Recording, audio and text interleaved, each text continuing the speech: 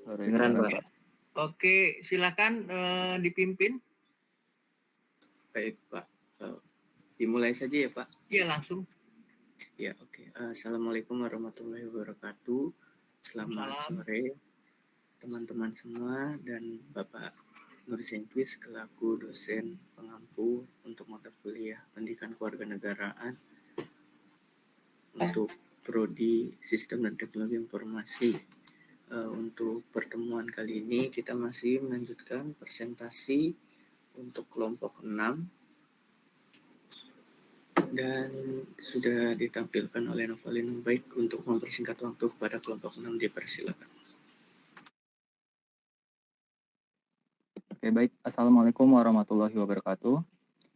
Waalaikumsalam warahmatullahi wabarakatuh.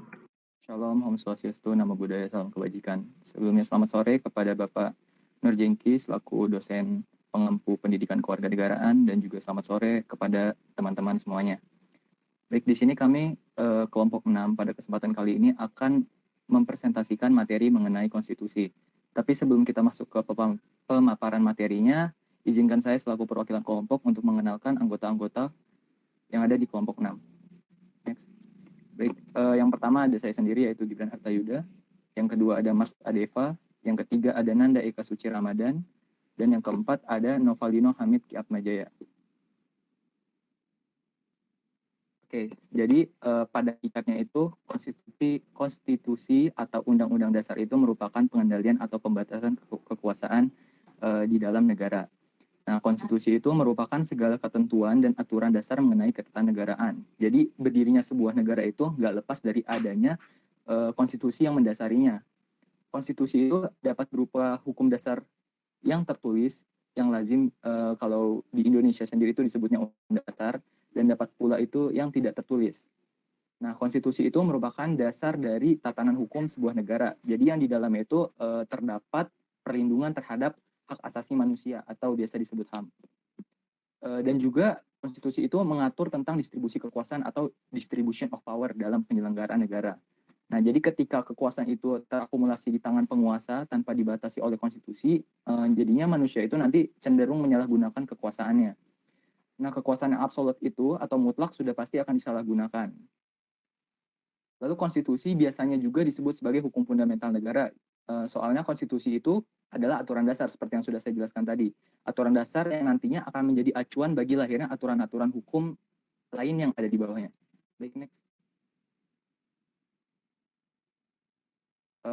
Selanjutnya itu pengertian konstitusi secara etimologis.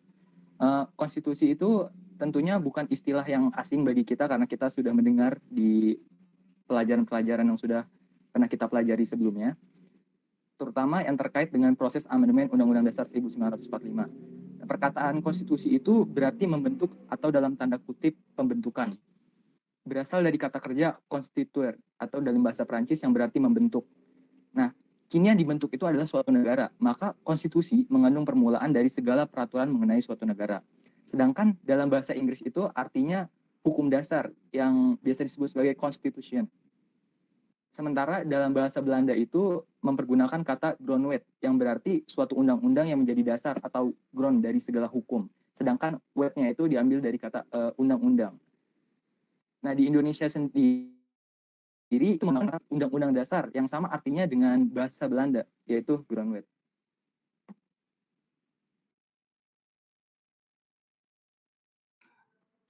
Menurut para ahli, menurut ICS Wade, Undang-Undang Dasar atau Konstitusi adalah suatu naskah yang memaparkan kerangka dan tugas-tugas pokok pemerintahan suatu negara dan menentukan pokok-pokok kerja badan-badan tersebut. Next. Konstitusi dibagi menjadi dua, yaitu ada konstitusi tertulis seperti Undang-Undang Dasar atau UUD dan tidak tertulis seperti konvensi. Konvensi memiliki sifat yang ada 4. Pertama adalah memiliki kebiasaan yang berulang dan terpelihara dalam praktik penyelenggaraan negara. Yang kedua, tidak bertentangan dengan UUD dan berjalan sejajar. Yang ketiga, diterima oleh masyarakat. Dan yang terakhir, keempat adalah bersifat sebagai pelengkap. Next. 4 motif atau sebab adanya UUD atau konstitusi. Yang pertama, karena ada keinginan dari warga negara untuk menjamin hak-hak mereka dan membatasi tindakan-tindakan penguasa. Yang kedua, adanya keinginan dari pihak yang diperintah atau dari pihak penguasa sendiri untuk menjamin rakyatnya dengan jalan menentukan suatu bentuk sistem ketatanegaraan tertentu yang semulanya tidak jelas ke dalam suatu bentuk tertentu. Yang ketiga, adanya keinginan dari pembentuk negara yang baru untuk menjamin adanya cara penyelenggaraan ketatanegaraan yang pasti dan dapat membahagiakan warga negaranya. Yang keempat, karena keinginan untuk menjamin adanya kerjasama yang efektif dari beberapa negara yang mulanya berdiri sendiri atau menjadi negara serikat. Next. Menurut Sri Sumantri, ada 3 muatan atau isi dari konstitusi, yaitu perlindungan HAM dan hak warga negara, susunan ketatanegaraan yang mendasar, dan pembagian dan pembatasan tugas-tugas ketatanegaraan yang mendasar. Ya, baik. Fungsi konstitusi menurut Juniarto ditinjau dari tujuannya, yaitu menjamin hak-hak warga negara dari tindakan sewenang-wenang penguasa. Kemudian, ditinjau dari penyelenggaraan pemerintahan untuk dijadikan landasan struktural dari penyelenggaraan pemerintahannya menurut sistem ketatanegaraan tertentu. Pokok-pokoknya telah digambarkan dalam ketentuan undang-undang dasarnya. Next. Kedudukan konstitusi yaitu sebagai hukum dasar dan sebagai peraturan hukum tertinggi. Perubahan konstitusi. Menurut C.F. Strong, menurut perubahan konstitusi atau UUD dapat dilakukan oleh pemegang kekuasaan legislatif, tetapi menurut pembatasan-pembatasan tertentu. Dan yang kedua oleh rakyat melalui suatu referendum dilakukan oleh sejumlah negara bagian yang dilakukan dalam suatu konvensi atau dilakukan oleh suatu lembaga negara khusus yang dibentuk hanya untuk keperluan perubahan. Next. Kemudian perubahan konstitusi atau UUD dapat dilakukan dengan 2 cara, yakni yang pertama Verfassung Änderung, yaitu cara perubahan konstitusi atau undang-undang dasar yang dilakukan dengan sengaja, dengan cara yang ditentukan dalam konstitusi atau undang-undang dasar. Dan yang kedua Verfassung Wandelung, yaitu perubahan konstitusi atau undang-undang dasar yang dilakukan tidak berdasarkan cara formal yang ditentukan dalam konstitusi atau undang-undang dasar itu sendiri, melainkan melalui revolusi, kudeta, dan konvensi.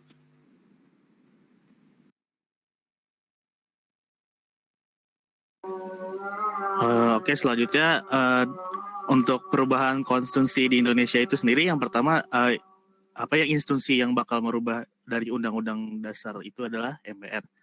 Nah, buat mekanisme perubahannya itu diatur dalam pasal 37 Undang-Undang 1945 yang berbunyi setiap usul perubahan pasal-pasal Undang-Undang Dasar diajukan secara tertulis dan ditunjukkan dengan jelas bagian yang diusulkan dengan diubah beserta alasannya. Nah, untuk pasal 3 ayat 71 itu berbunyi usul perubahan pasal-pasal undang-undang dapat diagendakan dalam sidang Majelis Permusyawaratan Rakyat apabila diajukan sekurang-kurangnya sepertiga dari jumlah anggota MPR. Lalu selanjutnya ada pasal 37 ayat 2 yang berbunyi setiap usul perubahan pasal-pasal undang-undang dasar diajukan secara tertulis dan ditunjukkan dengan jelas bagian yang diusulkan untuk diubah beserta alasannya. Terus lalu pasal 37 ayat 3 yang berbunyi untuk mengubah pasal-pasal undang-undang dasar, sidang MPR dihadiri oleh sekurang-kurangnya 2/3 dari jumlah anggota MPR. Lalu untuk pasal 37 ayat 3 berbunyi putusan untuk mengubah-ubah pasal UUD dilakukan dengan persetujuan sekurang-kurangnya 50% ditambah 1 anggota dari seluruh anggota MPR. Lalu untuk pasal 37 ayat 5 yang berbunyi khusus tentang bentuk negara kesatuan Republik Indonesia tidak dapat dilakukan perubahan. Nah, UUD 1945 ini sudah mengalami perubahan sebanyak 40 kali. Yang pertama itu pada sidang umum Majelis Permusyawaratan Rakyat pada 14 sampai 21 Oktober 1999. Ketua MPR yang waktu itu mimpin jalannya rapat itu adalah Amin Rais. Dari itu ada 9 dari 37 pasal dalam UUD yang berubah. Salah satu yang paling krusial itu yang kata kalau dulu kan presiden itu belum ditentuin masa jabatannya. Nah, pas zaman itu, pas amandemen pertama, presiden dan wakil presiden itu diubah masa jabatannya dari 5 tahun dan dapat dipilih kembali sekali. Jadi maksimal 10 tahun, tapi itu harus melalui pemilihan lagi. Lalu yang kedua itu dalam sidang umum MPR tanggal 17 sampai 18 Agustus tahun 2000, yang masih dipimpin sama Amin Rais juga. Di masa ini sidang ini yang berubah itu adalah soal desentralisasi pemerintahan. Lalu yang ketiga itu yang lalu selanjutnya itu ada perubahan ketiga yang masih dipegang sama Amin Rais, ketuanya itu tanggal 1 sampai 9 November 2001. Yang berubahnya itu soal menghilangkan garis-garis besar haluan negara, kemudian perubahan ketiga ini membuka pintu bagi pilpres secara demokratis. Kan kalau sebelum di amandemen yang ketiga itu presiden itu dipilih oleh MPR. Nah, setelah amandemen ketiga ini konstitusi mulai mengakui pemilihan umum yang terbuka. Nah, terus abis itu yang terakhir UUD 1945 itu terjadi pada masa sidang 1 sampai 11 Agustus 2022. Di sini perubahan yang ini cuma menyempurnakan beberapa pasal saja. Misalnya anggota MPR itu terdiri dari DPR dan DPD.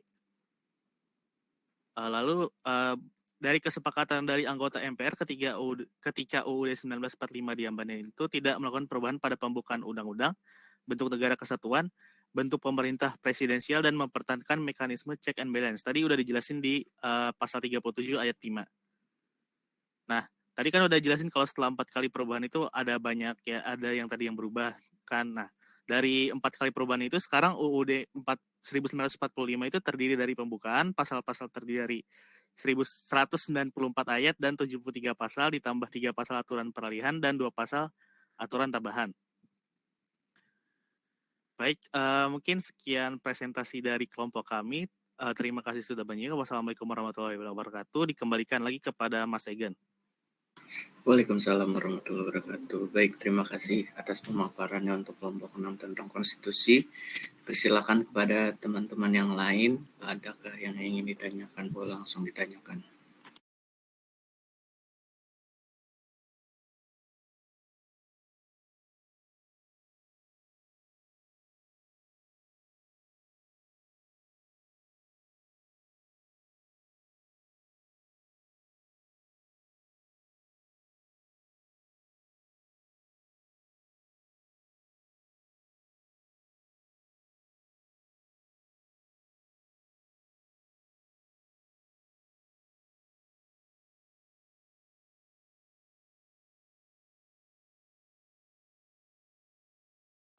Oke, sambil menunggu yang lain, mungkin saya punya pertanyaan untuk kelompok 6. Seperti yang sudah diketahui sebelumnya, bahwa Indonesia telah beberapa kali mengganti konstitusi. Awalnya kan UUD 1945, kemudian berubah menjadi UUD RIS yang Republik Indonesia Serikat. Kemudian ada Undang-Undang Dasar Sementara atau UDS, dan kemudian Presiden Soekarno mengeluarkan dekret, dan hasilnya kembali lagi ke UUD 1945. Nah, menurut kelompok kalian itu, mengapa konstitusi Indonesia ini bisa berubah-berubah, walaupun akhir-akhirnya itu balik lagi ke UUD 1945? Terima kasih.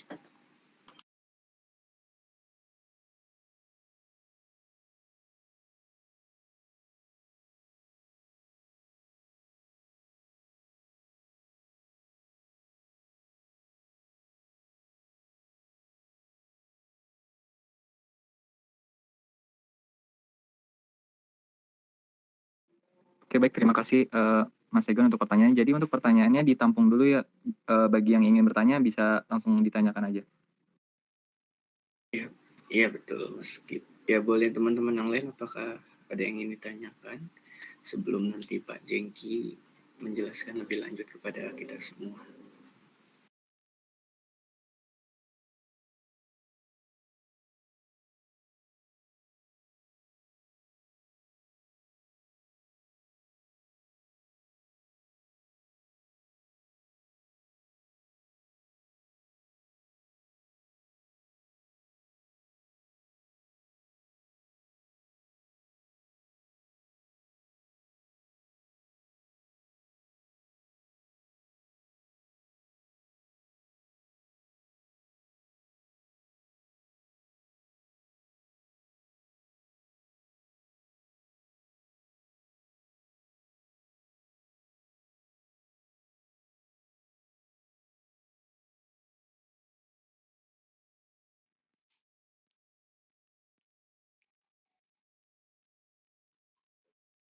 Iya, silakan Mbak Nanda Sabrina.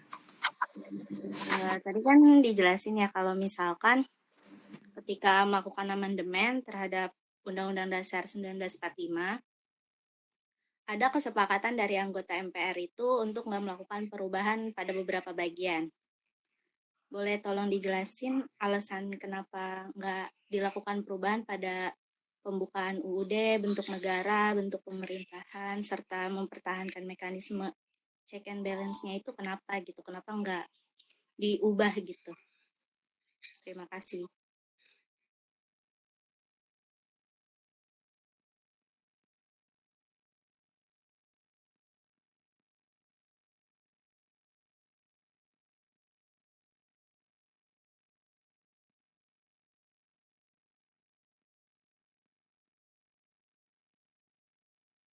Oke, ada lagi yang mau nanya?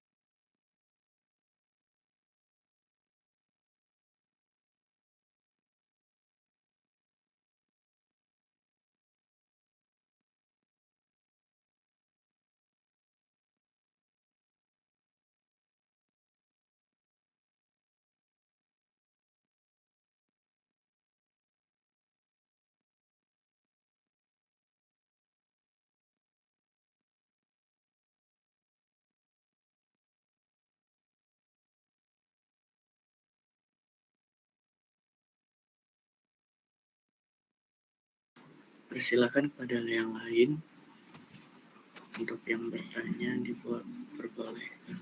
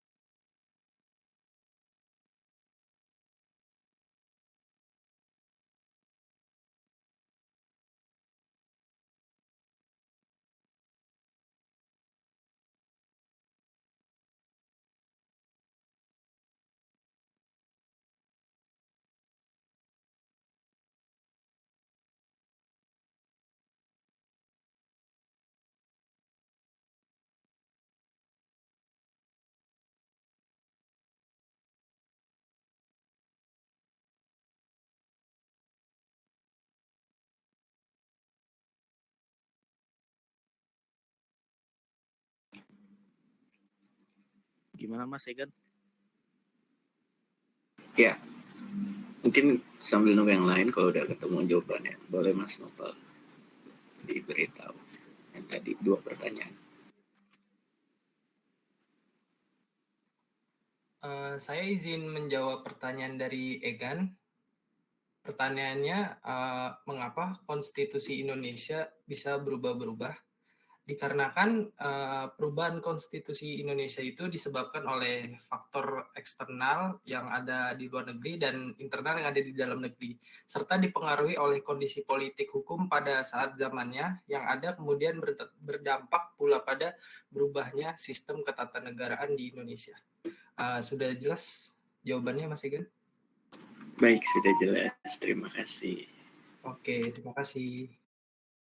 Baik, selanjutnya untuk pertanyaan Sadrina ya tadi, pertanyaannya itu kenapa sih gak boleh buat ganti udah nggak boleh bertentangan dengan kalau mau amandemen itu nggak boleh bertentangan dengan penguatan sistem presidensial, tidak mengubah bentuk negara kesatuan Republik Indonesia, tidak mengubah bunyi pembukaan UUD 1945, tidak perlu ditambah lagi penjelasan UUD gitu kan. Nah itu sebenarnya tadi udah saya sebutkan pas presentasi itu, kalau misalkan di pasal 37 ayat 5 itu khusus tentang bentuk negara kesatuan Republik Indonesia itu tidak dapat dilakukan. Terus untuk poin tidak mengubah tidak mengubah bunyi pembukaan UUD 1945 itu juga sama aja, karena di situ ada Pancasila. Jadi kalau misalkan kita ubah pembukaan UUD 1945 itu sama aja kita ngubah dasar negara kita. Terus keempat, tidak perlu ditambah lagi penjelasan UUD 1945 karena emang udah cukup jelas kalau bisa disebut ya. Nah terus pertama, tidak bertentangan dengan penguatan sistem presidensial karena balik lagi negara kita itu negara yang berdasarkan dengan rakyat gitu kan ya. Kalau misalkan penguatan sistem presidensial nanti suara rakyat dibungkam, walaupun gitu dah sekarang udah begitu. Ya, apakah cukup jelas? Ada Ina? Cukup jelas. Terima kasih. Baik, kembali lagi kepada Mas Egan. Baik, terima kasih kelompok 6 atas jawabannya. Sebelum kita ke Pak Jengki, apakah ada yang ingin bertanya lagi? Ditunggu mungkin sekitar 1 atau 2 menit sebelum Pak Jengki menjelaskan lebih lanjut.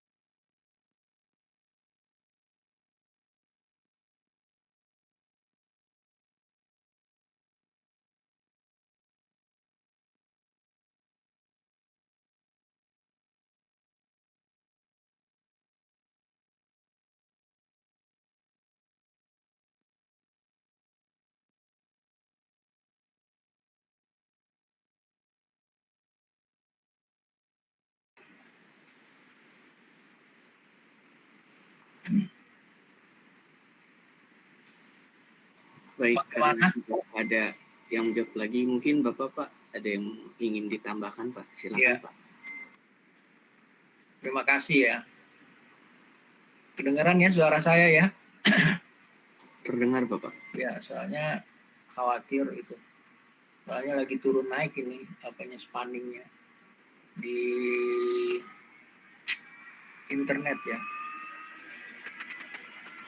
Jadi apa yang diceritakan dan diulas dan dipertanyakan dan sudah dijawab semuanya sudah cukup memuaskan ya.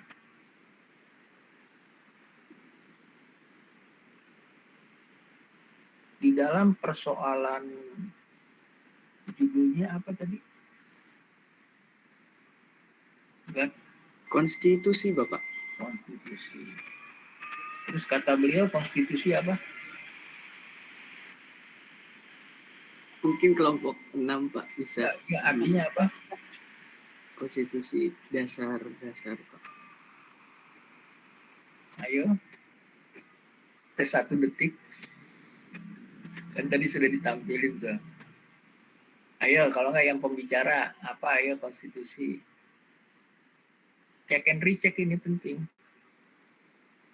Itu kayak suatu naskah yang memaparkan kerangka dan tugas-tugas pokok pemerintah suatu negara, Pak. Kayak kayak begitu, Pak. Novalino, kamu yang tadi yang tampil ya? Iya, Pak. Bener tuh, Novalino. Nah, itu ada pertanyaan kedua lagi tuh, Gang. Saya udah difoto nggak? Ganteng nggak ini? Padahal kepala saya botak. Keren, Pak. Keren ya. Oke, jadi konstitusi itu penting ya. Kenapa saya bilang penting? Itu trias politika Ya, yang dibikin oleh orang Prancis itu ada yudikatif, ada eksekutif, ada legislatif. Nah, konstitusi itu berada di dalam lembaga mana? Apakah yudikatif, apakah eksekutif, apa legislatif? Supaya kita jangan tolak menolak. Oh, ini bagiannya legislatif, ini bagian eksekutif, bagian yudikatif. Ayo. Kalau nggak tahu, lihat di ini di Novalino, lihat di Google ya. Kalau nggak tahu. Jadi di manakah letaknya di 3 lembaga tadi fungsi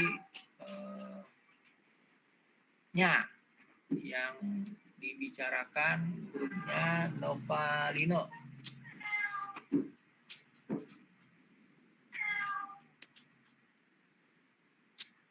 Ya Pak. Ya, siapa yang bisa dibantu saling duluan. Ya, kita kan di grup IT nih, siapa yang duluan? Gan, bisa dipoto nggak Gan? Gan? Maaf Pak, di sini saya sinyalnya lagi hujan Pak. Lagi hujan. Jadi Nova, turun naik Pak Nova, sinyal Pak. sama kayak saya, Nova. Dipoto Nova. Nova kan ada berapa orang tadi? Novalino, teman-temannya yang tampil. Ada berapa orang? Pak, tadi ada 4 orang. Siapa aja? Saya, Gibran Hartayuda. Gibran ya, silakan Gibran juga bantu itu. Main Di- cepet-cepetan. Ya. Tadi kan judul kamu apa tadi? Konstitusi Pak. Konstitusi. Nah, konstitusi itu adanya di mana? Jadi sehingga jangan kita sebagai seorang mahasiswa udah belajar kewarganegaraan saling ribut gitu. Nah, dicari coba ada di mana. Gibran, bisa Ban? Saya pakai HP nggak masalah, Pak? Jadi nggak jadi masalah. Nanti suruh siapa yang ditampilin. Gitu. Nggak apa-apa. Yang penting kan usaha dulu. Ya, contohnya tuh si Enggan lagi turun naik. Kita harus maklumin lah. Kalau saya dilihat di Google itu Pak, konstitusi itu jadi mengatur 3 bagian itu, jadi eksekutif, legislatif, sama yudikatif Pak. Bener itu. Coba saya share screen Pak. Nah gitu. Kita seorang mahasiswa harus cross check juga. Ya Pak, konstitusi memiliki 3 fungsi utama. Pertama, membentuk pemerintahan nasional yang terdiri dari lembaga legislatif, eksekutif, dan yudikatif Pak. Dengan Coba sistem diklik. ini Pak. Ya diklik itunya apa yang dikatakan konstitusi pemerintah. Kan itu bisa diklik ya. Ya. Enggak Pak. Enggak, ini kayak pertanyaan terus ini jawabannya gitu Pak. Konstitusi gitu. memiliki 3 fungsi ya Pak. Coba dioper ke yang ada itu. Yang nggak ada jawaban seperti itu. Nggak apa-apa itu tadi kan udah jawaban itu. Nah sekarang cari yang bluenya yang bisa di cross check.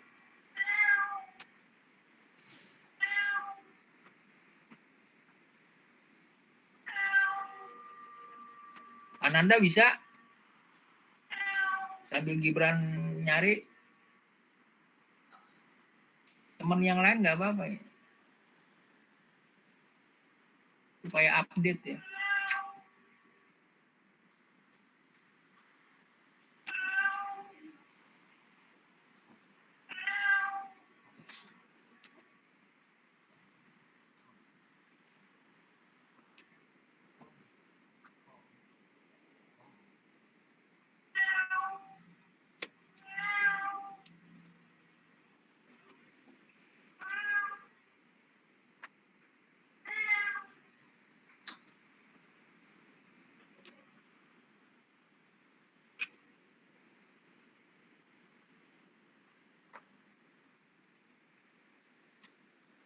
Halo, siapa yang bisa? Ayo.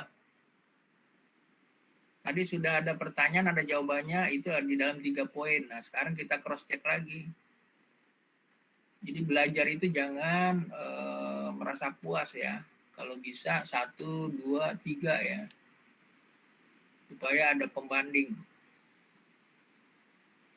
Gibran bisa, Gibran. Novalino, Sebentar Pak, sebentar. yuk. Siapa lagi tadi itu? Ada Ananda, kalau Ananda bisa. Mars ya? Iya Pak, betul Pak. Bisa, Mars. Kamu bantu nggak apa-apa. Walaupun Sebentar, gagal. Pak.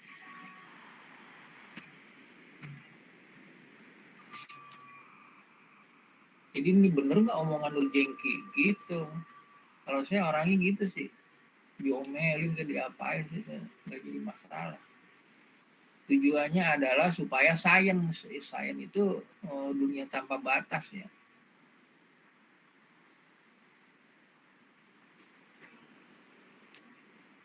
Karena hitungannya detik, kita bicara ini nih berebutnya.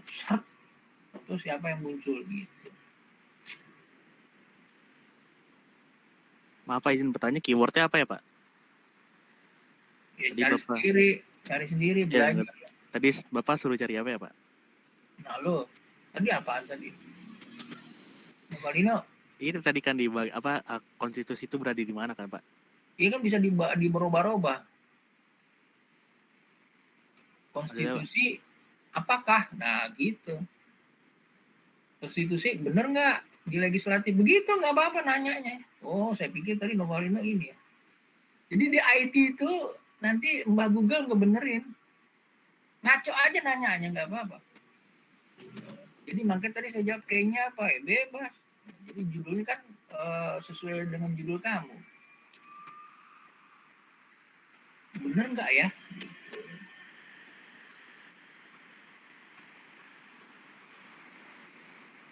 Nah gitu Nova. Udah ada tuh, klik tuh. Pengertian konstitusi klik. Nah ini yang ada blue-nya kan. Tadi kan nggak ada blue-nya. Nah klik. Coba dibaca tuh.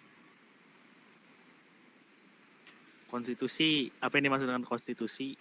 Secara umum, pengertian konstitusi adalah keseluruhan peraturan yang baik secara tertulis maupun yang tidak tertulis yang mengatur secara mengikat tentang cara penyelenggaraan pemerintahan dalam suatu negara. Terus? Pendapat lain mengatakan bahwa arti konstitusi adalah dokumen yang di dalamnya terdapat aturan-aturan untuk menjalankan suatu organisasi pemerintahan. Dalam hal ini, konstitusi tidak selalu berupa dokumen tertulis, tapi dapat juga berupa kesepakatan politik, negara, kekuasaan, pengambilan keputusan, kebijaksanaan, dan distribusi maupun alokasi. Bentar, nah kan pendapat lain ada kan? Ya Pak. Nah pendapat lain apa? Bukan dokumen aja. Apa coba di situ? Diulangi lagi yang alinea 2. Pendapat lain mengatakan bahwa arti konstitusi adalah dokumen yang di dalamnya terdapat aturan-aturan untuk menjalankan suatu organisasi pemerintahan. Dalam hal ini, konstitusi tidak selalu berupa dokumen tertulis, tapi dapat juga berupa kesepakatan politik, negara, kekuasaan, pengambilan keputusan, kebijakan, dan distribusi maupun alokasi. Nah, itu loh maksudnya. Sehingga tadi ada pertanyaan, kenapa bisa berubah-ubah? Kalau saya pribadi sih sebenarnya jangan dirubah. Soalnya kalau dirubah itu nggak sakral. Mohon maaf ya, ntar lama-lama negara dirubah. Kan tadi kan sudah dibahas sama Novalino. Kemarin-kemarin tuh undang-undang ganti UDS. Ya kan? Artinya apa? Labil pemerintah kita. Kita nggak usah ragu-ragu, nggak usah takut. Dulu Pak Karno akhirnya ketakutan tuh. Oh iya ya, akhirnya keluarlah jadi nanti menteri seumur hidup. Presiden seumur hidup. Karena di dalam Undang-Undang 45 itu boleh dipilih kembali. Jadi gitu ya. Kita bicara sains ya, jangan bicara pro kontra dulu. Nanti kalau pro kontra ya nggak maju-maju negara ini. Jadi kenapa alasannya? Ini nih, di ilmu di sini ya, di luar sini jangan disebarin, nanti repot. Jadi seorang sains itu adanya di akademisi, itu udah hukum internasional, tapi tetap aja hukum internasional juga melanggar, apalagi di dalam Indonesia. Orang yang internasional yang sudah dianggap qualified itu ternyata juga suka melanggar, tapi aturannya itu nggak boleh. Jadi di dalam akademisi kita ambil contoh, kenapa itu ganti-ganti? Ya gitu loh. Akhirnya MPR jadi MPRS, DPR jadi DPR GR. Itu sekehendak pemimpin kalau sudah di atas ya gitu, semena-mena. Nah, kalau diperhatikan dalam Undang-Undang Dasar 45, nah itu nggak boleh dirubah. Walaupun nanti ada bilang di situ aturan peralihan dan aturan tambahan supaya nanti ditinjau kembali. Nah ternyata udah lewat dari 3 bulan nggak ditinjau kembali berarti sah.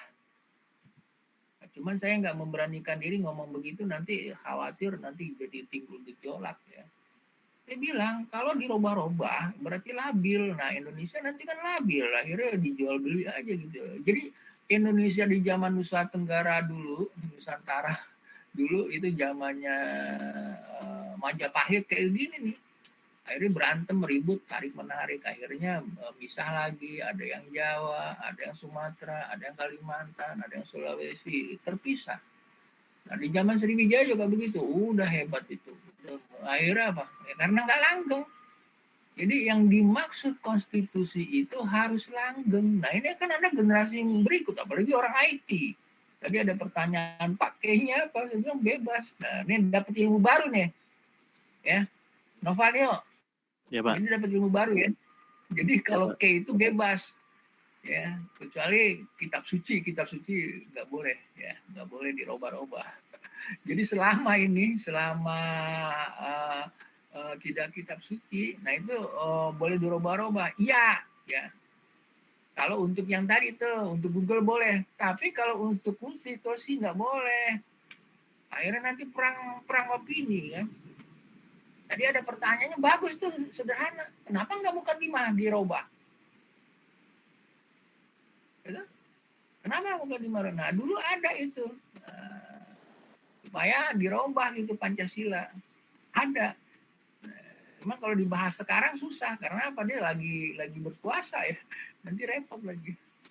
Dulu juga waktu di zaman Bung Karno dia lagi juga berkuasa, gampang dirubah. Nah, jadi ada pertanyaan sederhana itu gara-gara apa tadi? Gara-gara konstitusi dirubah-rubah. Nah yang nggak dirubah yang nggak tertulis. Coba dibaca lagi tadi Nova ya, nanti jangan di share lagi. Nah, jadi baca lagi tuh tadi ya teman-teman, nanti dikasih share linknya ya Nova ya di grup ya supaya nanti dia bisa ngelihat. Soalnya di tempat saya lagi hujan, takutnya nanti listrik mati. Nah jadi saya ulang lagi, kalau yang tidak berubah namanya tidak konstitusi, itu tercatat kebiasaan gitu. Misalnya contohnya adalah gotong royong, ya. Jadi gotong royong misalnya itu salah satu contoh, ya. Itu bisa.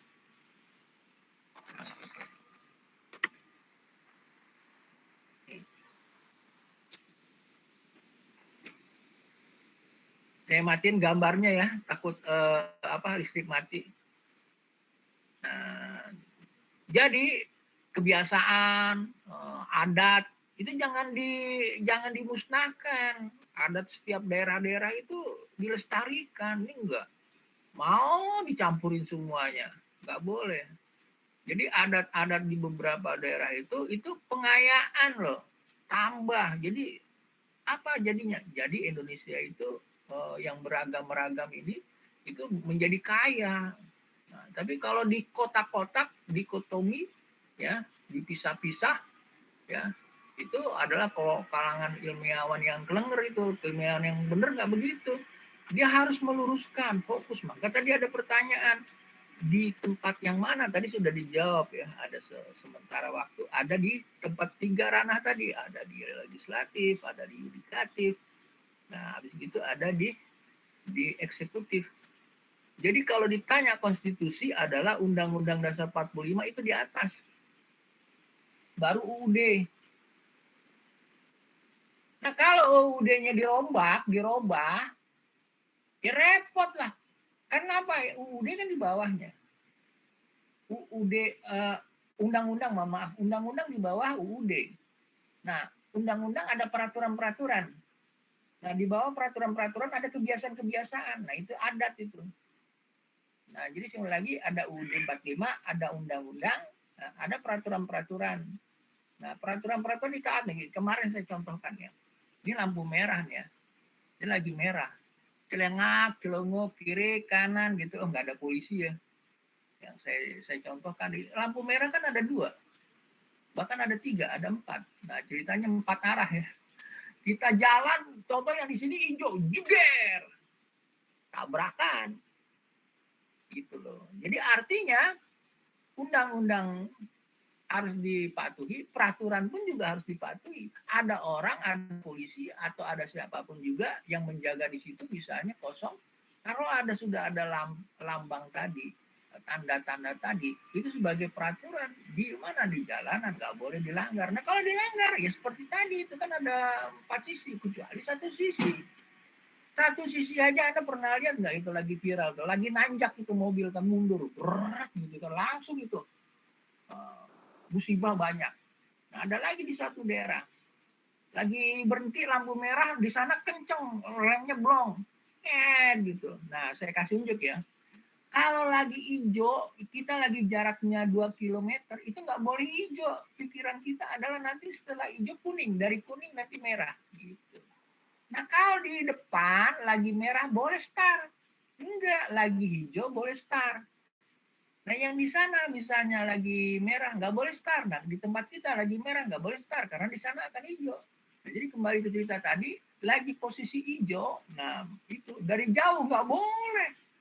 Dia harus kuning pelan-pelan.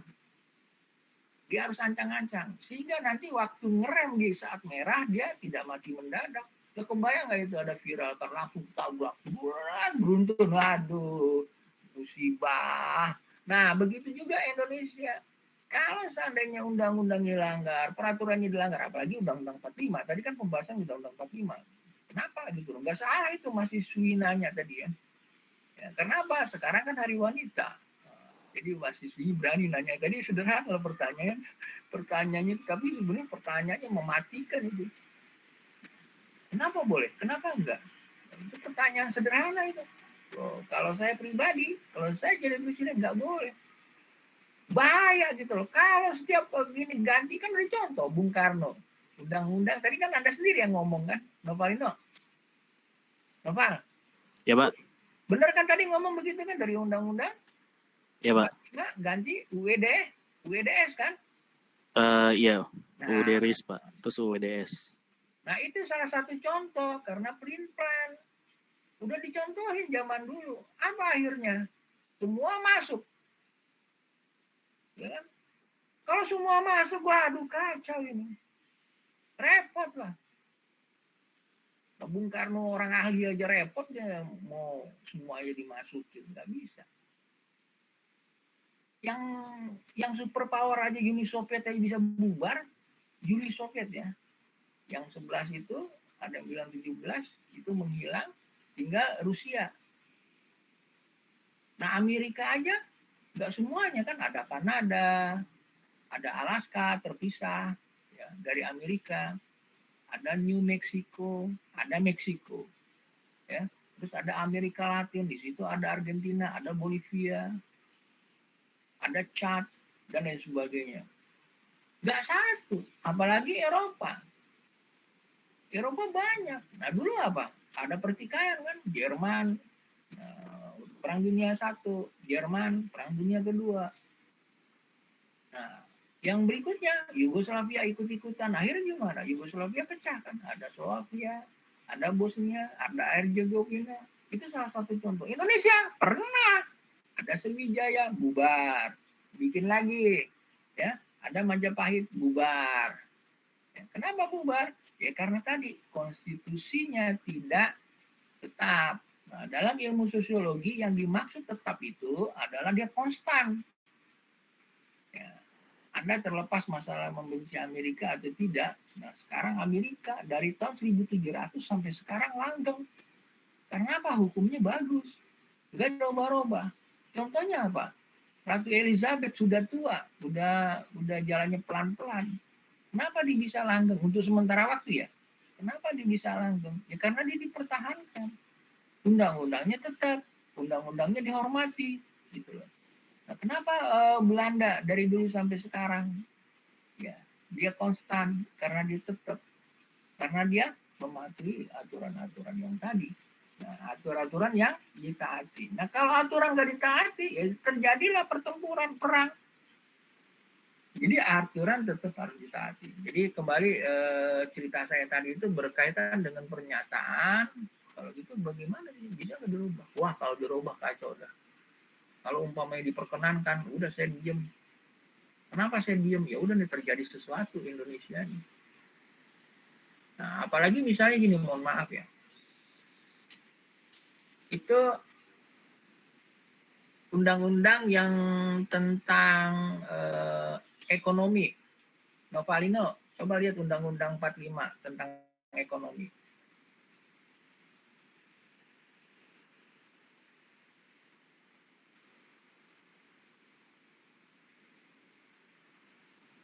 Undang-Undang 45 tentang ekonomi. Baca itu Novalino. Sistem. Yang ini Pak. Iya. Sistem ekonomi di Indonesia menurut UUD 1945 adalah Sebentar, supaya orang ketahuan itu diblok nih biar bisa kelihatan. Diblok sampai itu sampai perekonomian. Ah ya oke, baca. Sistem Bentar lo, teman-teman ini kelihatan nggak? Kalau nggak kelihatan digedein nanti sama Nova. Kelihatan Pak. Kelihatan Pak, aman Pak. Terima kasih. Oke, silakan lanjut. Sistem ekonomi di Indonesia menurut UUD 1945 adalah sistem perekonomian yang berdasarkan pembukaan UUD 1945 tentang tujuan negara, Oke, yaitu sebentar. Ya. Jadi sesuai dengan pembukaan, berarti nggak boleh dirubah. Ya. Iya Pak. Bener nggak Nova? Kan tadi kan ada pertanyaan itu nggak boleh berubah. Orang ini aja undang-undang pasalnya aja menyatakan ini pasal berapa nih? Pasal 33 Pak. Pasal 33 ya. Semua orang udah tahu tuh yang namanya undang-undang. Karena sekarang seperti sekarang minyak ngantri gitu. Ini bukannya gesekan politik, bukan ya. Ini salah satu contoh. Coba jawab lagi. Lanjut. Tentang tujuan negara itu untuk memajukan kesejahteraan umum. Perekonomian untuk memajukan kesejahteraan umum. Nah, kesejahteraan umum ada nggak orang per orang? Nggak ada tuh. Enggak Pak. Umum. Dinasti? Pak. Enggak Pak. Nggak boleh. Yang berikutnya. Perekonomian Indonesia itu sendiri diatur dalam pasal 33 UUD 1945, yaitu tentang perekonomian Indonesia. Nah, artinya bukan untuk kartel, bukan untuk monopoli, bukan untuk dinasti. Enak bener gitu ya. Jadi kita apa? Kacung. Enggak lah. Enggak Pak. Harus. Bener nggak? Bener Pak. Udah kejawab ya? Asik nggak kuliah Nurjengki, Novalino? Asik Pak, asik. Asik, nggak perlu pinter. Kita main ilmu kamu saja nih, IT ini kejawab nih kan. Dengan ilmu kamu aja nih teman-teman semua. Ini kan IT nih, klik ini gitu kan. Pak, tadi kan ada pertanyaan, iya saya jawab, cuman diklik yang lain. Nah, diklik yang lain seperti ini kan. Ekonomi. Nah, di situ memajukan kesejahteraan umum, kamu klik ganti. Di situ. Supaya tahu apa sih benar nggak itu yang ngomongin Nurjengki. Memajukan kesejahteraan umum. Nah, coba itu baca itu. Contoh kegiatan memajukan kesejahteraan umum. Yang pertama, optimalisasi lalu lintas dan angkutan jalan. Tak dapat dipungkiri bahwa keberadaan sarana transportasi merupakan sebuah kebutuhan mutlak yang harus dipenuhi dalam kehidupan sehari-hari. Kedua, pengalokasian APBN dan APBD pro rakyat. APBN atau... Sebentar. Apa pro apa? Pro rakyat, Pak. Nah, omongan Nurjengki bener kan? Bener, Pak. Ya, bener, Pak. Wajar kan Nurjengki diprotes supaya ada ilmu protesnya. Nih, ilmu protesnya ini pro rakyat kan? Ya, lanjut. APBN atau Anggaran Pendapat Belanja Negara dan APBD atau Anggaran Pendapat Belanja Daerah setiap tahunnya disusun oleh pemerintah. Lalu yang ketiga ada pemberian setiap tahun kan? Iya Pak. Kebutuhan orang kan berubah-ubah. Nah kalau tahun sekarang minyak naik, harus pro rakyat lah. Iya Pak. Tahu nggak? Betul, Pak. Ini ya Putin ya, terlepas masalah benar atau salah terserah dia. Ada kasus pabrik yang tidak mensejahterakan buruhnya dipanggil. Apa kata Putin? Kamu bisa nggak mensejahterakan? Kalau nggak bisa, pemerintah akan beli. Itu pemerintah yang benar ya. Nah kalau pemerintah yang benar harus begitu, manggil. Sini lo punya pabrik, di bahasa bebasnya. Ini kira-kira Sarah nggak? Novalino enggak kan? Dan saya ngikutin ini loh, ngikutin tulisan, bener nggak, Sa? Novalino, Sarah nggak? Enggak kan? Enggak, Pak. Di sini lo bisa nggak sih lo? Main enak-enak aja lo nimbun. Bagiin gitu. Gitu caranya. Itu yang poin pertama ya. Poin yang keduanya coba. Tadi udah poin ketiga, Pak. 3, sorry. Poin ketiga, pemberian jaminan kesejahteraan sosial untuk keluarga miskin sesuai dengan Apa? Jaminan kesejahteraan sosial untuk keluarga miskin. miskin. Nah kita sampai 85% keluarga miskin nggak disentuh. Ya lanjut. Itu apa? Sesuai dengan UU yang undang-undang yang ada, rakyat miskin kan dan berarti di terlantar bawah adalah Undang-Undang Dasar 45 kan? Yang saya bilang tadi, di bawah undang-undang itu harus ditaatin. ya, Pak. Yang ada, rakyat, lanjut apa tuh? Diulang lagi kita. Ya, Sesuai dengan undang-undang yang ada, rakyat miskin dan terlantar adalah tanggungan negara, Pak. asik nggak? Asik, Pak. Siapa nih? Saya manggil dulu ini nih. Mars Adelena, asik nggak Mars Adelena? Iya Pak, Asik kan? asik banget Pak, asik. Kita dibohong-bohongin dulu. Padahal itu undang-undang untuk rakyat, bukan untuk pejabat. Jangan ditakut-takutin rakyat. Nah, yang berikutnya. Gantian Mas, baca Mas. Oh, gantian Pak. Mas, nomor 5 Mas. Iya Pak, nomor 5 ya Pak? Iya. Nomor 5, jaminan memeluk agama. Indonesia merupakan negara majemuk, tak hanya dalam hal suku dan budaya, namun juga menyangkut soal agama. Majemuk kan, jadi banyak. Nah, sekarang di bawahnya ganti yang lain, coba tuh bagaimana memajukan, coba yang lainnya. Itu klik ya. Kita minimal 1 atau 2 ya, supaya ada perbandingan. Bener nggak tulisan yang tadi itu? Nah, jangan-jangan tulisan yang tadi itu ngebohongin. Nah, oke. Di bawah tuh, Mars, baca Mars. Di blok dulu tuh, biar si Mars kelihatan. Nova. Lihat Mars. Iya. Cara memajukan kesejahteraan umum. Pada dasarnya, masyarakat yang sejahtera adalah kondisi paling ideal bagi kehidupan kita semua. Semua individu pasti senang melihat orang-orang di sekitarnya merasakan bagaimana hidup sejahtera. Namun, untuk mencapai target itu memang terhitung sulit. Dengan beberapa macam gejolak yang ada di dalam kehidupan masyarakat secara luas, maka upaya memajukan kesejahteraan umum pasti akan menemukan berbagai cobaan. Padahal ketika masyarakat merasakan kehidupan yang damai, sehat, dan bahagia, pasti kesejahteraan negara sudah pasti terjamin. Di dalam buku Indonesia Macroeconomic Outlook 2009 oleh Universitas Indonesia, dijelaskan bahwa masyarakat sejahtera adalah masyarakat yang dapat menikmati kemakmuran secara utuh, tidak miskin, tidak menderita kelaparan, menikmati pendidikan, mampu mengimplementasikan kesetaraan gender, dan merasakan fasilitas kesehatan secara merata. Oke, saya nggak bahas nih. Coba kamu komentarin, Mars. Iya, biar jangan suara dari saya nih, suara dari orang zaman now. Coba kamu komentarin itu. Ya sebenarnya dari yang saya lihat di sini emang benar sih Pak. Banyak yang kayak menurut orang-orang luar negeri mungkin Indonesia negara yang kaya ya Pak. Masyarakatnya juga mungkin banyak yang kaya juga gitu, nggak miskin. Tapi yang realitanya kan kita sendiri tahu bahwa rakyat Indonesia masih banyak juga Pak yang miskin kan. Tapi kalau dilihat dari orang-orang luar negeri itu bilang kalau Indonesia negara kaya, harusnya ya masyarakatnya juga punya kekayaan yang benar-benar ada gitu Pak, nggak kayak cuma dilihat di TV-TV doang gitu Pak, kemewahannya kalau bisa dibilang Pak.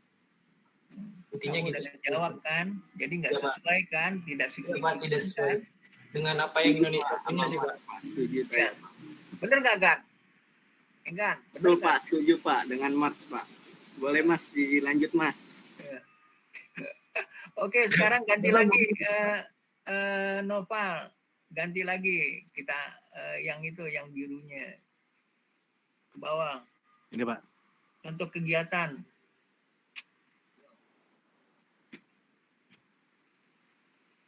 Di blok gitu.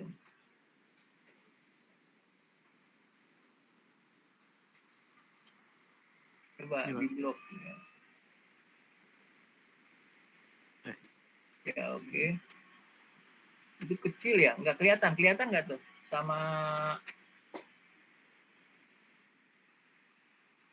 Aska, kelihatan nggak Aska? Kelihatan Pak, udah Oh, baca digedein. Aska. Udah digedein tuh Aska, baca. Oke, 1, optimalisasi lalu lintas dan angkutan jalan. Jadi keberadaan lalu lintas dan angkutan jalan itu sangat berpengaruh terhadap kesejahteraan umum rakyat suatu bangsa. Nah, seorang pemerintah harus memperhatikan sistem transportasi di negaranya sehingga terwujudnya keamanan, keselamatan, ketertiban, dan kelancaran dalam lalu lintas. Nah, hal ini tuh sesuai dengan UU nomor 22 tahun 2009 tentang lalu lintas dan angkutan jalan. Nah, berdasarkan pasal 1 ayat 1-nya, lalu lintas dan angkutan jalan didefinisikan sebagai satu kesatuan sistem yang terdiri atas lalu lintas, angkutan jalan, jaringan lalu lintas, dan angkutan jalan. Pelaksanaan lalu lintas. Bentar, Aska. Kalau melebihi tonase kira-kira bagus nggak? Apanya, Pak? Truk melebihi tonase, misalnya cuma 1.000 ton, tiba-tiba melebihi dari 2.000 ton. Bagus nggak? Enggak, Pak. Nah, bagus. Berarti ente udah memperhatikan yang nomor 1 ini. Nomor 2, ke bawah. Novalino, nomor 2. Ya, oke. Nomor 2. Aska, coba baca nomor 2. Oke, nah nomor 2-nya itu APBN dan APBD pro rakyat. Nah, oke. Itu ya, nomor 2-nya tadi sudah. Kita kan membahas tadi yang 1, 2, 3 yang di Novalino ya. Sekarang yang 3. 3. Aska, yang nomor 3. 3, adanya peraturan perundang-undangan yang mengatur hak warga negara. Hak warga negara. Oke. Hak warga negara Indonesia telah diatur di dalam peraturan perundang-undangan seperti UUD 1945 maupun UU. Pemerintah hendaknya menghormati hak-hak tersebut sehingga rakyat merasa nyaman untuk tinggal, menetap, bahkan bangga menjadi warga negara Indonesia. Ya, sebentar. Tinggal, menetap, dan bahkan bangga. Bangga nggak lu, Aska? Sampai saat ini sih masih bangga, Pak. Masih ya? Oke, nggak apa-apa. Ya, sekarang nomor 5. Nomor 5. Silakan, Aska. Ya, nomor 5, jaminan keamanan dan keselamatan. Nah, setiap warga negara tentunya mengharapkan jaminan keamanan dan keselamatan dari pemerintah di negaranya. Tentunya setiap negara memiliki program-program tersendiri untuk menjamin keamanan dan keselamatan warga negaranya. Dengan kondisi negara yang aman dan selamat, maka kesejahteraan umum dapat tercapai. Beberapa langkah yang telah dilakukan pemerintah untuk menjamin keamanan dan keselamatan warga negaranya seperti berikut nih. Oke, sebentar. Andi Takib. Hadir, Pak. Ya, itu coba. Kamu udah dibacain tadi tuh sama si Aska yang nomor 5. Menurut kamu gimana nomor 5 ini? Ya, menurut saya nih, Pak ya. Harusnya sih begitu, Pak. Cuma kan yang udah kita lihat di berita-berita tuh, Pak. Banyak lah, Pak, yang bertentangan. Contohnya, itu kan ada titik tuh, titik 1, titik 2, titik 3, titik 4. Kamu yang contoh di antara 1, 2, 3, 4, yang paling condong mana? Yang paling condong maksudnya yang paling setuju apa gimana nih, Pak? Nggak, terserah kamu, kan saya kan nggak boleh masuk. Oh, iya. Saya condong ke nomor 3 sih, Pak. Nah, bener, sama feeling gue sama lo. Berarti sama kan? Nah, gue nggak nyempakatin omongan gue kan, omongan lo di nomor 3 ya. Iya, Coba Pak. nomor 3, kenapa lo begitu? Karena gini, Pak, di situ kan adanya lembaga peradilan yang mengadili para pelanggar hukum. Nah, sebelum-sebelumnya kan di berita tuh banyak tuh, Pak, pelanggar hukum yang dia dapat hukuman yang nggak sesuai sama perbuatannya, Pak. Gitu sih, Pak. Kayak misal koruptor yang berapa ini malah diringanin hukumannya, tapi yang pelanggar hukuman ringan malah lebih berat, gitu sih, Pak. Oke, terima kasih. Sekarang Ya, kita Pak. kembali lagi ke Novi, konstitusi. Coba kembali ke konstitusi. Konstitusi Indonesia. Coba. Oke, konstitusi Indonesia.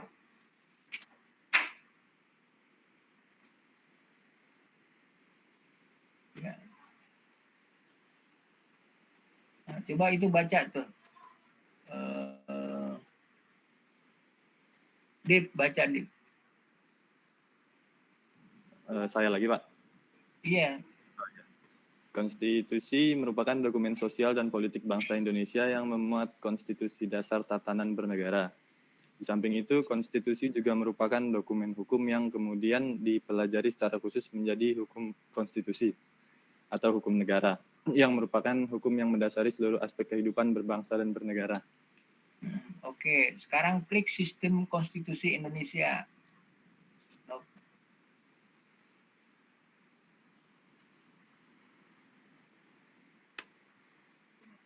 Ke bawah. Bapak maaf tadi kecabut headsetnya kenapa Pak? Hah? Iya Pak. Ya, itu ke bawah lagi, coba pelan-pelan. Kita bandingin ya, dari mahasiswa yang nulis ya.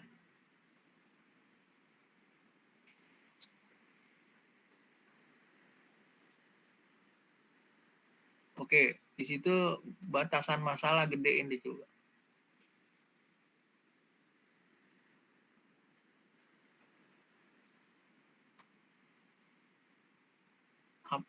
Apakah pengertian konstitusi, bagaimana sistem konstitusi, apa tujuan konstitusi, apa macam-macam konstitusi, bagaimana proses perubahan konstitusi, amandemen tadi yang ditanyakan tadi ya. Nah ini blue-nya itu di itu ya di klik ya, nanti kirim ke ini ke kelompok ya. Nova itu yang blue-nya yang di atas itu Google. Rumahnya apa tuh? Panjang ya? Panjang Pak. Nggak apa-apa deh, coba deh.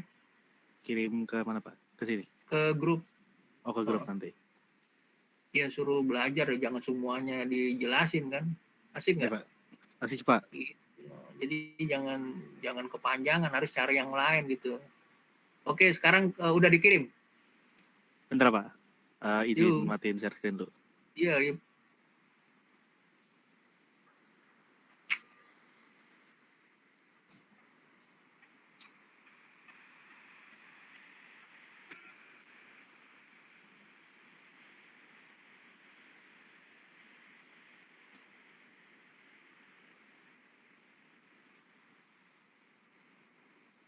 Ini seneng nih. Sudah Pak. Jumlah muridnya ada 47. Enggak, jumlah muridnya ada berapa kan? Maaf Pak, kenapa Pak? Jumlah murid yang hadir kan 47. Ini saya seneng 47 berarti kalau dengan Bapak ada 46 Pak. Jadi jumlah muridnya 46. Iya. Bagus ya. Ini dipertahankan ya teman-teman IT kan saya ngajarin kan cukup memuaskan sih. Asik memuji sendiri kan. Nah, jadi dipertahankan, ternyata belajar sore itu tidak menjemukan dan tidak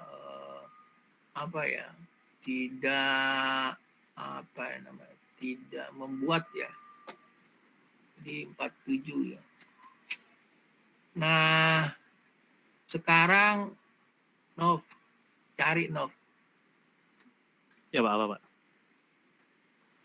Kebiasaan orang Indonesia menjadi undang-undang klik. Tadi kan undang-undang untuk konstitusi ya. Kebiasaan orang Indonesia menjadi undang-undang.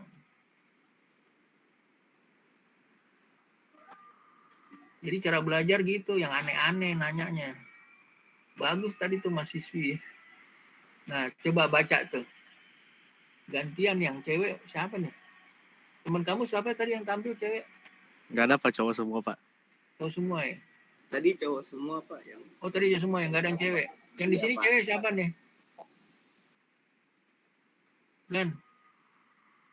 Di sini ada banyak sih Pak. Coba sebutin. Ada Ananda. Audi. Ananda silakan baca Ananda. Soalnya kalau saya sentuh nih laptop yang saya ini bermasalah, bisa mati. Ya, Pak. Ntar nggak lucu nih. Jadi saya nggak bisa melihat banyak, sorry ya. Oke, siapa tadi? Ananda ya? Baca yang itu Pak. Iya, di blog ya Nov biar teman kita ngelihat. Kelihatan ya Nov? Apa? Gedein dikit aja deh, nggak apa-apa. Ayo baca. Apabila suatu kebiasaan dilakukan oleh banyak orang dan kebiasaan tersebut dilakukan berulang-ulang sedemikian rupa sehingga apabila ada tindakan yang berlawanan dengan kebiasaan, maka dirasakan sebagai pelanggaran hukum. Dengan demikian, maka terbentuklah suatu kebiasaan hukum. Di negara Indonesia, kebiasaan merupakan sumber hukum. Asik ya. Kejawab kan itu? Yang non-konstitusi, yang tadi ditanyakan. Nah, sekarang kejawab nih Novianto. Novalino. Iya kan? Ya Pak. Iya Pak. Jawab. Jadi kalau sudah hukum adat, itu jangan dimarahin gitu loh. Ntar jadi berantem. Contohnya apa? Di Kalimantan kan, sama orang Madura. Jadi berantem kan. Coba ini berdamai, ya kan? Karena persoalan sepele bisa jadi masalah, gitu. Nah begitu juga di Papua, ajak damai gitu loh, jangan terlalu ngejomplang. Kan ada CSR, nah CSR-nya itu berbagilah sama penduduk setempat, bikin sekolahan. Jadi jangan dia lagi kaya lagi ya, kejomplang ya marah lah orang Irian itu Papuanya kan. Nah jadi CSR undang misalnya mahasiswa UNJ, suruh ngelatih. Ini nggak duitnya diambil dia semua. Kan CSR itu fungsinya itu lembaga internasional. Itu kan tadi kan kebiasaannya. Lembaga internasional itu harus dilaksanakan. Harus itu nggak boleh. Harus. Itu peraturan internasional, peraturan buruh. Nah suruh misalnya, kalau malu juga orang UNJ, misalnya orang UNP. Gitu. Kalau malu juga ya orang sebelahnya, orang Maluku, Unpati, suruh ngajarin gitu. Supaya berbudaya, berubah dan lain sebagainya. Yang tadi tinggalnya jangan di pohon dulu, turun ke bawah. Nah besok ada CSR lagi, bikin rumah. Besok ada CSR lagi, suruh di sekolah. Besok ada CSR lagi, dia nggak nyeker, pakai sepatu. Harusnya begitu. Kebiasaan-kebiasaan ini, nah akhirnya dijadikan lembaga, akhirnya menjadi ribut. Tuh lihat tuh, orang Papua begitu. Tuh lihat tuh orang Papua. Jadi momok, kesian lah. Dia kan saudara kita. Nah, jadi kebiasaan-kebiasaan yang salah kita tinggalkan, kita perbaiki dengan kebiasaan baru. Nah, itu yang disebut di dalam di sini.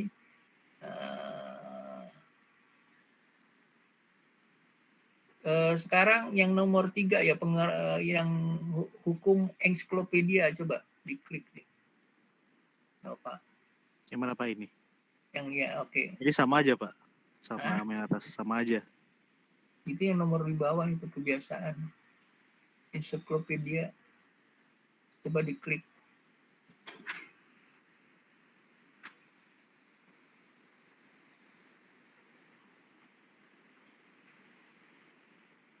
Ke bawah coba.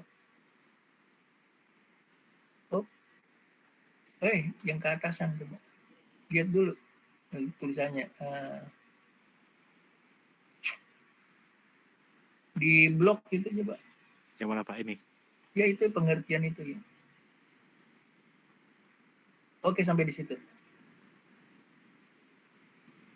Nanda baca lagi Nanda. Iya Pak. Pengertian hukum dalam bukunya Pengantar Ilmu Hukum. Hukum kebiasaan adalah himpunan kaidah-kaidah yang biarpun tidak ditentukan oleh badan-badan perundangan dalam suasana kenyataan ditaati juga. Karena orang sanggup menerima kaidah-kaidah tersebut sebagai hukum dan telah ternyata kaidah-kaidah hukum tersebut dipertahankan oleh penguasa-penguasa masyarakat lain yang tidak termasuk lingkungan badan perundang-undangan.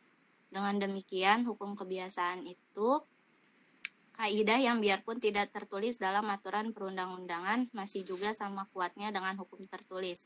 Apalagi bila mana kaidah tersebut menerima perhatian pemerintah. Ya, jadi tertulis dan tidak tertulis harus saling ditaati. Coba ke bawah lagi. Oke. Apabila. Ini tadi yang tadi Pak. Nah, apabila itu kan tetet gitu di bawah kan. Nah, habis gitu namun tetet ya. Ini Pak. Ya, namun. Ya. Baca enggak? Nanda. Iya Pak. Namun demikian, tidak semua kebiasaan mengandung hukum yang baik dan adil, sehingga tidak semua kebiasaan atau adat istiadat dapat dijadikan sebagai sumber hukum. Oke, sebentar. Misalnya, Jadi sebentar. Yang di Papua tuh kan ya? Tadi saya ngomong apa di Papua kan? Bener nggak Nanda? iya Pak, Nah, jadi udah ketahuan kan di sini omongan saya, omongan sama yang ditulisan. Nah, kejawab ya. Oke, di sini hujan deras ya, takutnya listriknya mati sampai di sini dulu ya semuanya dan silakan ditutup PJ, Engan. Baik Pak, terima kasih kepada kelompok 6 untuk atas presentasinya tadi. Dan terima kasih juga kepada teman-teman semuanya sudah menyempatkan hadir, khususnya kepada Pak Jengki. Terima kasih Pak untuk baik kita sudahi pertemuan kali ini dan insya Allah kita ketemu lagi di minggu depan untuk pertemuan PKN di minggu depan. Mungkin saya tutup ya Pak. Yep. Wassalamualaikum warahmatullahi wabarakatuh. Waalaikumsalam. Waalaikumsalam warahmatullahi